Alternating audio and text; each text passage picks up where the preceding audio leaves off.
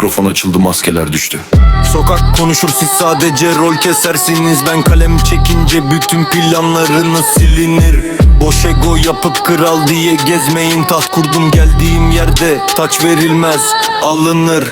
Dilin keskin ama icraatın sıfır. Ben sahneye çıkınca sizde başlar titrek tavır. Çok konuşan değiliz, bırakan kazanır. Ben yazınca satırlarınız bile bana özenir.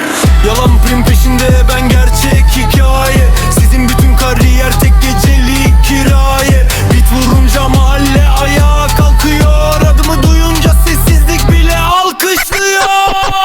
Dilin keskin ama icraatın sıfır. Ben sahneye çıkınca sizde başlar titrek tavır. Çok konuşan değiliz, bırakan kazanır. Ben yazınca satırlarınız bile bana özenir. Yalan prim peşinde, ben gerçek hikaye. Sizin bütün kariyer tek gecelik kiraye. Bit vurunca mahalle ayağa kalkıyor. Adımı duyunca sessizlik bile alkışlıyor. Konuş konuş, sesim bana ulaşmıyor. Ben yürürüm, önümde kimse duramıyor. Taht benim, bunu kimse alamıyor. Disim gelir, rakip geri dönemiyor.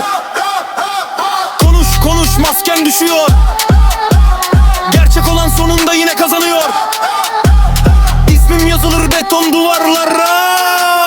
Bu savaşta korkaklar hep kayboluyor. Kalemim plastik, benimki çelik. Bir satırım yeter bütün düzeni delip. Sahte dostlarla poz vermek kolay, zor olan tek başına dimdik gelip. Benim hedef büyük, sizin hedef gündem. 2 like uğruna değişiyor bütün benliğin. Rap dediğin yürek ister, omurga ister. Mikrofona çıkınca belli olur gerçek kimliğin. Bugün bana laf atan yarın selam verir. Çünkü ameken sonunda herkesi devirir. Siz duman olup dağılırken rüzgarda matatımı yazdırırım taşlara demirle. Benim derdim isim değil, iz bırakmak. Rap modda değil, karakter taşımak. Taht boşsa otururum, doluysa alırım. Mikrofon kapanır ama sözlerim kalır.